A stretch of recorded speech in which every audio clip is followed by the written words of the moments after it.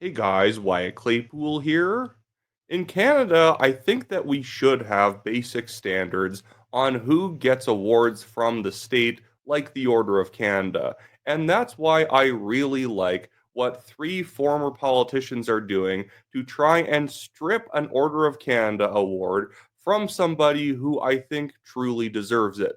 In general, I think supporting terrorism and going after the human rights of other Canadians is a good enough reason to say that somebody should probably not be given our highest honor and in fact should have to give it back. And to talk about this issue today, I am bringing on former MP for Spadina-Fort York, Kevin Vuong, who, with Lisa MacLeod and Selena Robinson, have been going after the owner of Paramount Fine Foods, Mohammad Fakih, who is an Order of Canada holder, for some recent tweets he's made. Thanks for coming on, Kevin. Thanks for having me. Yeah, so what's this whole, I guess, situation about? Because it's kind of not unprecedented, but it's not typical to specifically be going after an individual for a lot of their statements in terms of trying to strip them of awards. So, what's kind of the background on why Mohammed Fakih specifically, and what did he specifically do?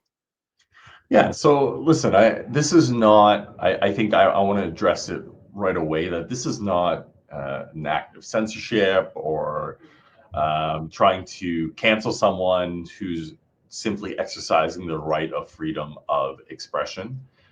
You can say whatever you want, so long as you're not inciting hate or violence. But the difference here between, say, you and me and other Canadians and Mr. Mohammad Fakih is that he is doing so from his platforms while using his post nominals as a member of the Order of Canada, almost as a shield.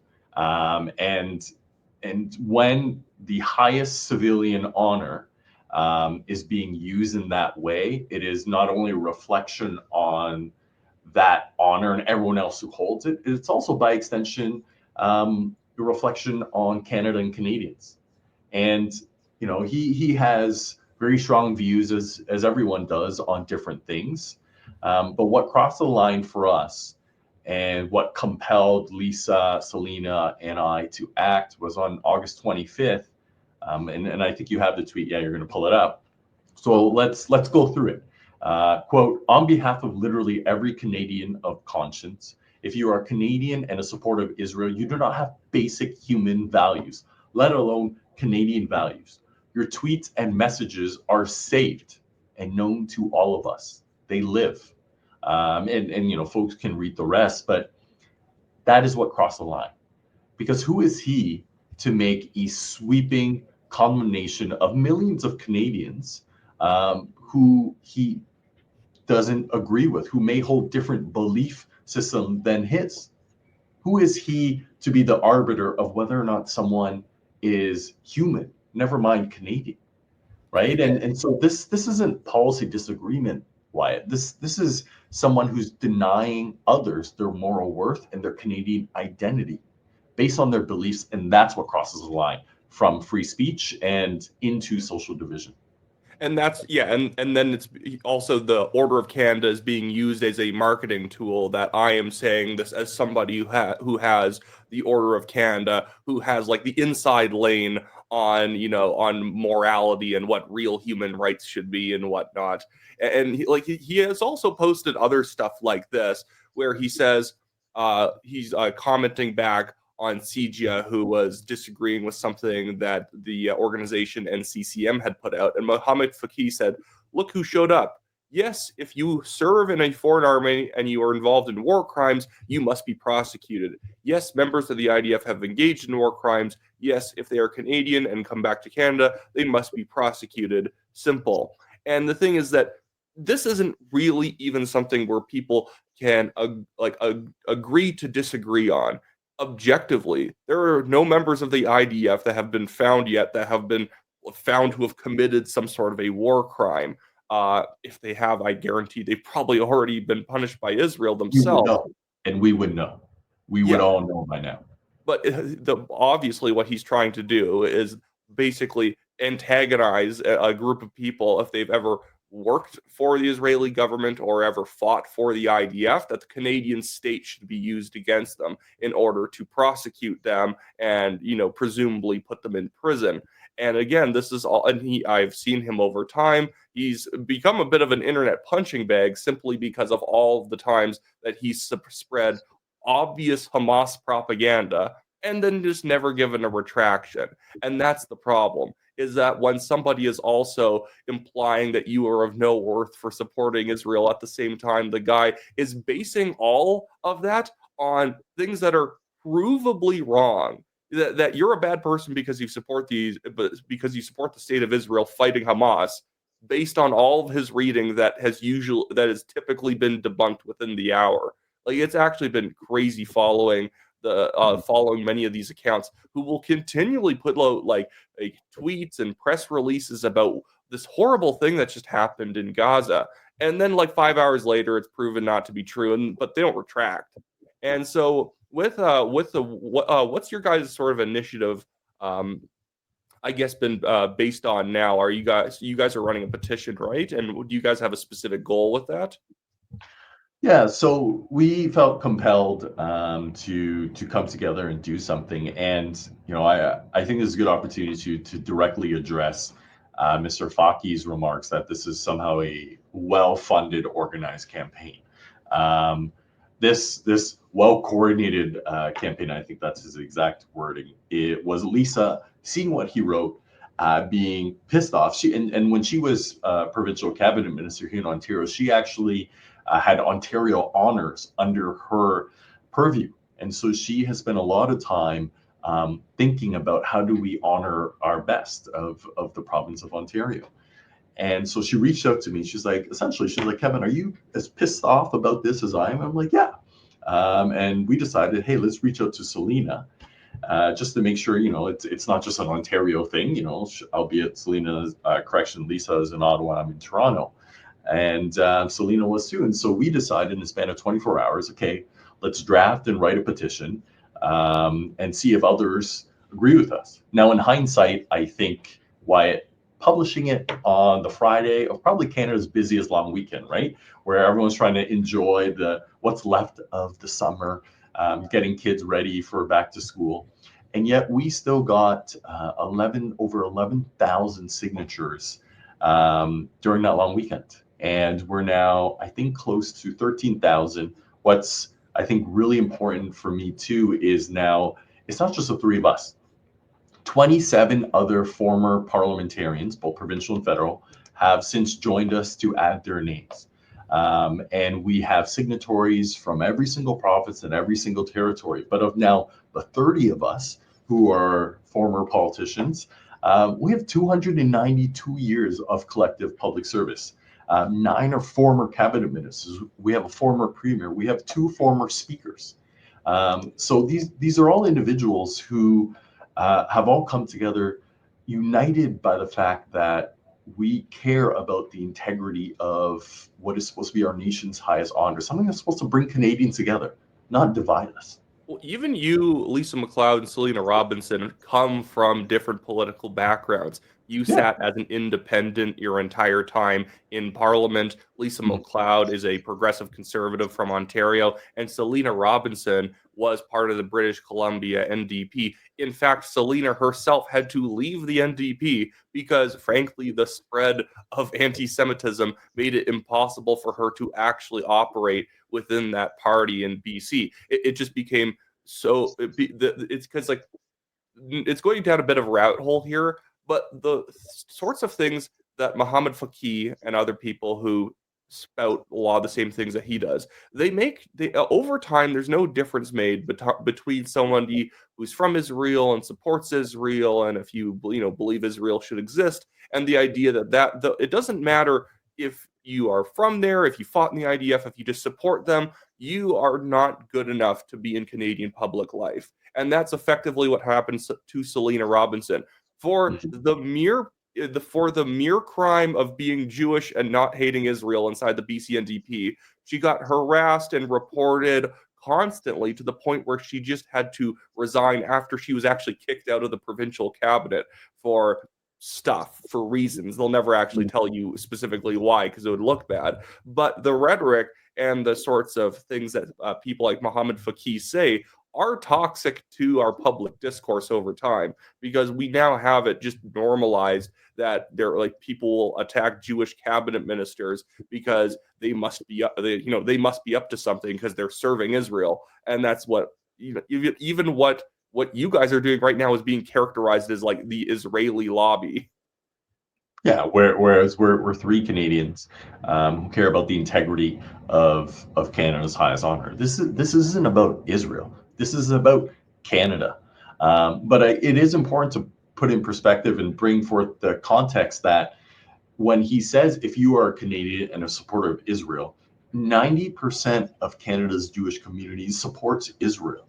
So if you contextualize it, he is making a direct comment to Canada's Jewish community, to Canadians, and of course, allies of the Jewish community, like myself, like like you. And when he says that we are saving your tweets and comments, that is a not so subtle threat that they are tracking us. And history has shown that when you start to make lists of Jews and others, that is a very dark path that someone is on. Yeah, and they absolutely harass anyone who supports Israel, but they tend to, and it becomes the shorthand version of figuring out if someone supports Israel or not. Just find out if they're Jewish and then attack them, harass them, go firebomb a synagogue. This is all stuff that we started seeing happening after October 7th. It's not like they looked into it and they found out the synagogue or the Jewish day school was pro-Israel. Obviously, they probably are. But the whole point is that it just turns into that knee jerk. They're going to go and just, like, I guess, like, commit a terrorist act just against the closest Jewish thing that they can find. And the thing is that this stuff nothing to do with Israel, right? Yeah. And this stuff escalates very quickly. And just so people know too, and I will be having the petition linked in the description below as well as pinned at the top of the comments for everyone. I highly recommend signing it. I have already. But the thing with like this stuff, it's not even just saying it's not like incitement of violence. And when you say incitement of hatred, it's not that you can't hate things. Obviously, people can hate things, they can have opinions. You can even have hateful opinions. That's free speech. The problem is when you are actually making things up. You are making up like supposed war crimes that people are committing.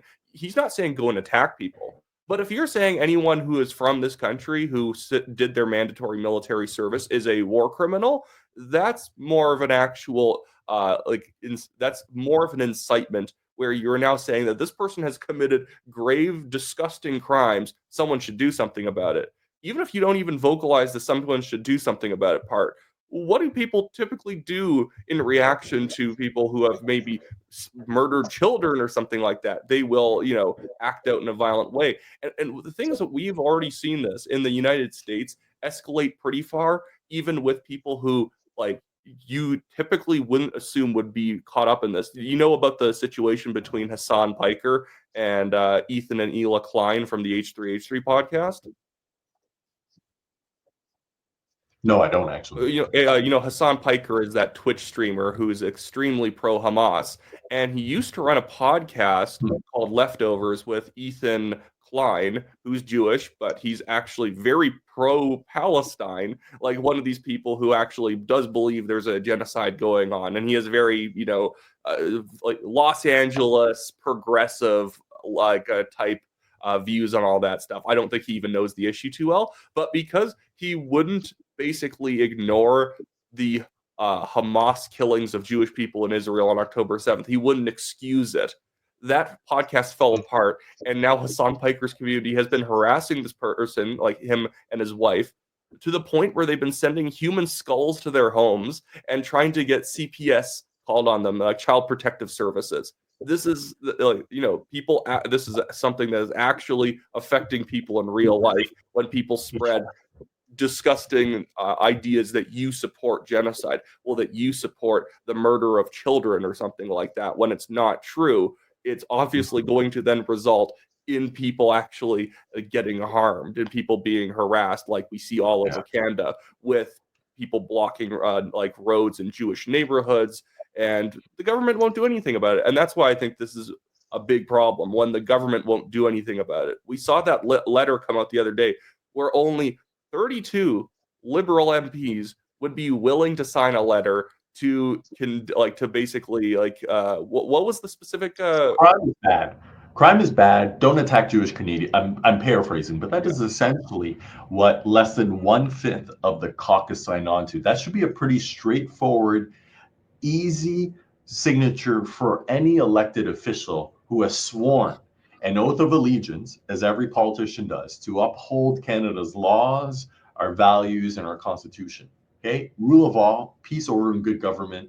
That was essentially all the letter was reiterating, and yet a vast majority of the Liberal caucus could not join in with their own Jewish Canadian Liberal colleagues to reiterate what should just be table stakes for any elected official.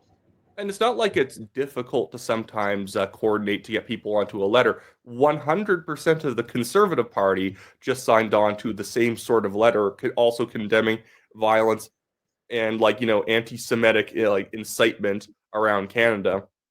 All you have to do is condemn it. They're not asking for anything else. And now, and I think that I'm not sure what your perspective on this is, but I feel like what the Liberals did with their recognition of a Palestinian state, which, let's be clear, that is recognizing two terror states because Gaza is being run by Hamas and the West Bank is being run by Fatah and the Palestinian Authority. I feel like they did that trying to secure some sort of foothold in the more far left kind of progressive community, and it's not even been working out for them. They have had their own ministers being harassed even post doing stuff like that. But what do you think the motivation behind this was? Because from a political perspective, it didn't make any sense. Yeah, it to me, I remember watching Prime Minister Carney's press conference on the matter, and it made me. It actually reminded me a lot of what Prime Minister Justin Trudeau would do. I think it was a mealy mouth, trying to talk to both sides, so that on the one side they could go to the Jewish community and say, "Listen, um, Palestinian statehood recognition has these very strict requirements, right? The Palestinian Authority must hold a democratic election, and so they go through these conditions so they can say, listen, which are, by the way, impossible to meet. Hey, Mahmoud Abbas, president of the Palestinian Authority, is in his 20th year of a 4-year mandate. Do you think they're going to have an election anytime soon? There are other requirements around the surrender of all of the hostages, which Hamas has denied and declined to do again and again, that Hamas will surrender all of their arms. That's not going to happen. I think they did that so that they can say to the Jewish community and their allies, look, it's not going to happen, so don't worry. And then to the other side, say, look, just read the headline, Palestinian statehood. And so I think it was a very Justin Trudeau-esque sort of strategy, where in the end, instead of taking a principled position on the matter and a continuation of Canada's foreign policy as it relates to the two-state solution, which is something that's been in place for decades, they have now just made it worse. They've thrown away decades worth of our foreign policy, which was a principled two-state solution. They've upset both sides. And they have just further continued to feed the chaos in this country. Well, and it ends up making us look stupid in front of our own allies, not just the United States and obviously Israel. But I remember the press conference from last week where Carney is in Germany and he's there with Friedrich Merz, and he has to basically say to reporters, "Oh, absolutely, we're not going to be signing on to Canada's agreement." And Mark Carney can stipulate to the end of time that, "Oh, actually, no, they need to have an election and they need to release all the hostages." But let's even say if they had another election and you had some other terrorist group get elected, because let's be very clear, it probably would happen, even if Carney then stipulates again, but it can't be Hamas winning the election. Even if Hamas released the hostages now, are these really people who then deserve to get the consolation prize of having being recognized as a state, taking almost 2 years to release hostages that they took for no reason, that they killed the family members of. Like it's this kind of like moral bereftitude that has really seemed to sideline Canada on foreign policy, because it feels like we're effectively never actually invited to, like, the adult table in any discussions of things happening. Even with the Russia-Ukraine situation, we're right over the border and we couldn't even make it to the Oval Office meeting. Yeah, we were part of like the Coalition of the Willing Zoom call, and where you can see Mark Carney's face in the corner. But it feels like when we cannot actually crack down on extremists within our own soil, it kind of undermines our gravitas and wanting to help trying to end wars elsewhere. Yeah, I think the core of the issue on the the statehood recognition and all that is the message that it sends.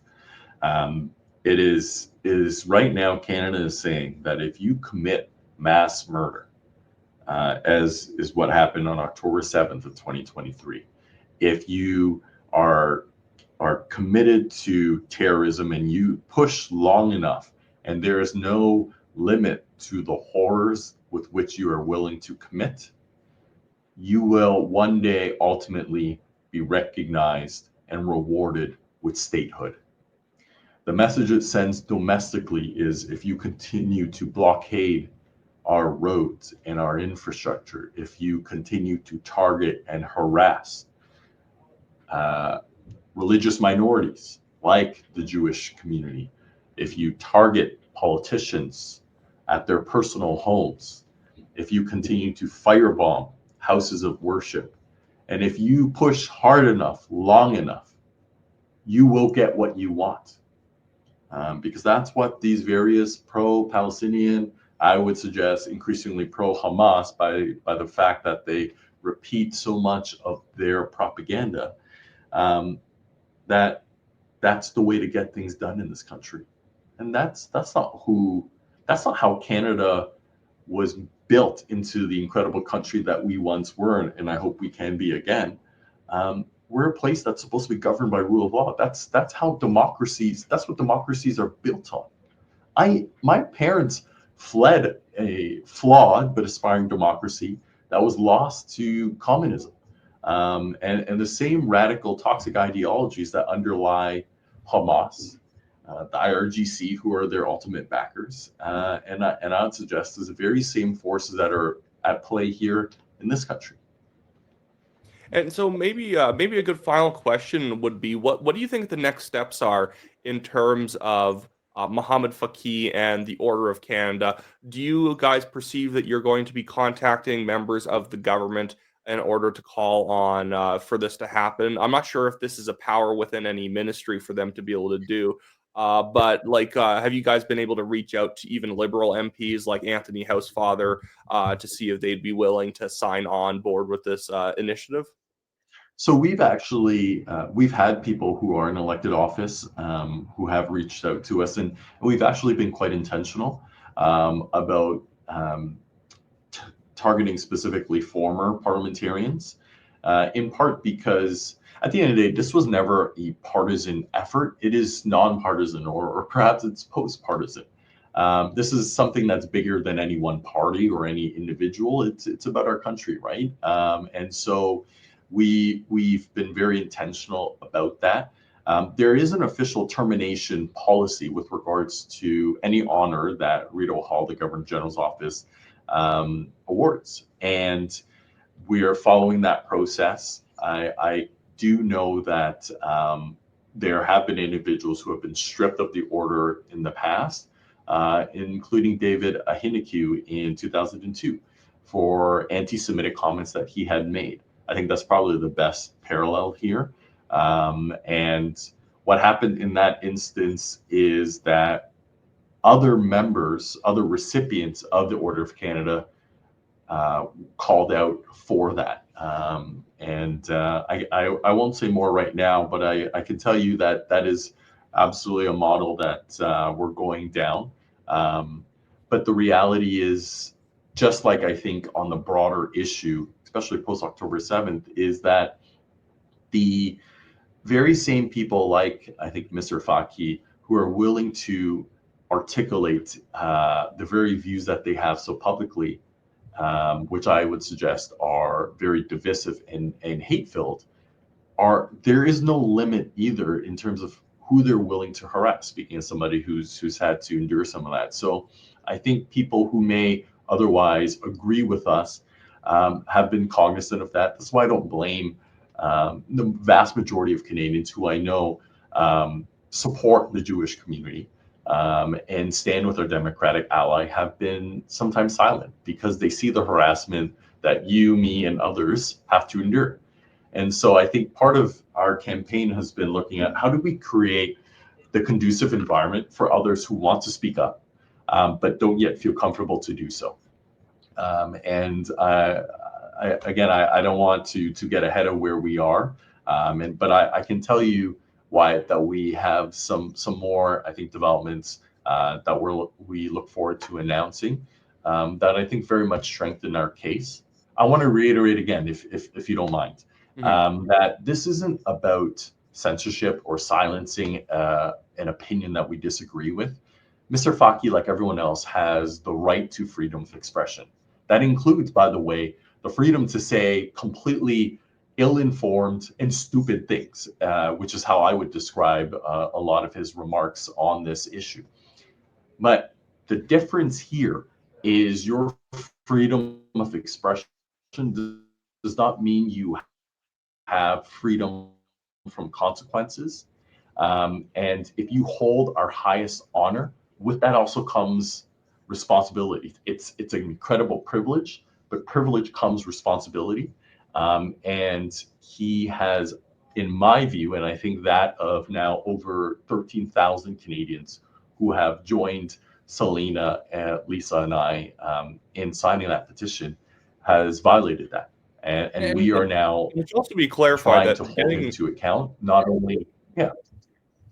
Sorry, I was going to say it also should be said you don't have a right. You don't have to the Order of Canada. The whole point is that it is meant to be an honor with standards. Exactly. If it had no standards, everyone and their dog would have an Order of Canada right now. The whole point is that, and it's not even saying you can't be political after you get an Order of Canada, that we're going to say, oh, I don't agree with that partisan statement, you have to be stripped of it. It's the idea that, are you now basically turning into a Twitter troll? Are you using the idea that you have an Order of Canada to pump up your political opinions and be able to use it as like a shield in order to, in a very on-brand kind of a way for people who are trying to excuse Hamas, using it as a human shield in order to act as if there's some, gravity to the statements you're making, even when you're saying that people who support Israel do not have basic human rights and stuff like that. Yeah, fundamentally, he has been. That was what I think the final straw that broke the camel's back, and where we decided we need to draw a line in the sand when he started dehumanizing and vilifying Canadians who had a different belief than his, and that is the principle that we are defending. This is not a foreign policy matter. This is not a freedom of expression matter. This is defending the integrity of our highest honor, because that is a direct reflection on this country. Anyways, well, thank you for coming on, Kevin. Would love to have you back on, especially as the campaign goes forward.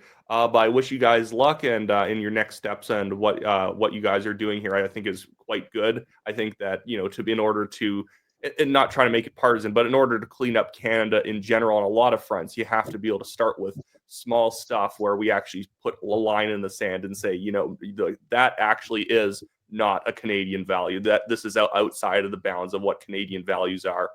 But thanks for coming on, and for the audience, make sure to share this with anyone who is unaware of the campaign so far, so they can see the petition, and of course sign the petition yourselves. And with that being said, see everyone later. Thanks, Wyatt.